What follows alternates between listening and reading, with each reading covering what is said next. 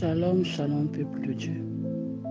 Je bénis l'Éternel pour ce jour et je bénis mes frères et sœurs qui vont écouter cet audio. Louange à toi, Seigneur Jésus. J'aimerais partager, plutôt commenter Luc 2, 36. Il y avait aussi une prophétesse, Anne, fille de Phanuel, de la tribu d'Aser. Elle était fort avancée en âge et elle avait vécu 7 ans avec son mari depuis sa virginité. Amen. Ô bien-aimés, ce passage a fait quelque chose en moi et j'aimerais le partager avec vous, mes frères et sœurs. Une prophétesse, Anne, avancée, fort avancée en âge. Oh mes bien-aimés, combien sommes-nous jeunes? Combien de jeunes sommes-nous actuellement avec cette force que nous avons encore? Nous n'avons pas le temps de servir le Seigneur. Alors c'est maintenant, avec cette force que nous avons, avec cette jeunesse que nous devons servir notre Seigneur. Oh mes bien-aimés, cette femme Anne était avancée en âge, fort avancée en âge, mes bien-aimés. Mais malgré son âge, elle commençait à servir le Seigneur. Elle était fidèle avec cette force qu'elle avait malgré son âge. Elle continue à servir le Seigneur. Et combien de jeunes actuellement qui servent le Seigneur? Posez-vous cette question. Les jeunes qui sont autour de nous, qui veulent juste profiter de leur jeunesse. Moi aussi, je suis passé par là. C'est pas pour autant je vais dire que non, je suis exceptionnel plutôt, excusez-moi. Non, mais notre jeunesse, nous l'avons gaspillée à aller dans les boîtes. Notre jeunesse, nous l'avons gaspillée.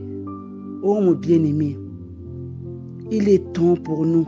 Il est temps, Seigneur, vraiment, qu'il mette à notre cœur, au cœur des jeunes d'aujourd'hui, de commencer à servir le Seigneur à temps comme l'a fait avec le prophète Samuel, mes bien-aimés. Et encore quelque chose qui m'a touchée. Elle a vécu 7 ans avec son mari depuis sa virginité. Oh mes bien-aimés. Mes bien-aimés. Actuellement, c'est rare de voir une fille vierge aller dans son mariage vierge. Oh mes bien-aimés, nous qui sommes mères, nous sommes parents, qui nous sommes parents. Prenons notre part de responsabilité en éduquant nos enfants selon le Seigneur, afin qu'ils aillent dans leur mariage avec leur virginité.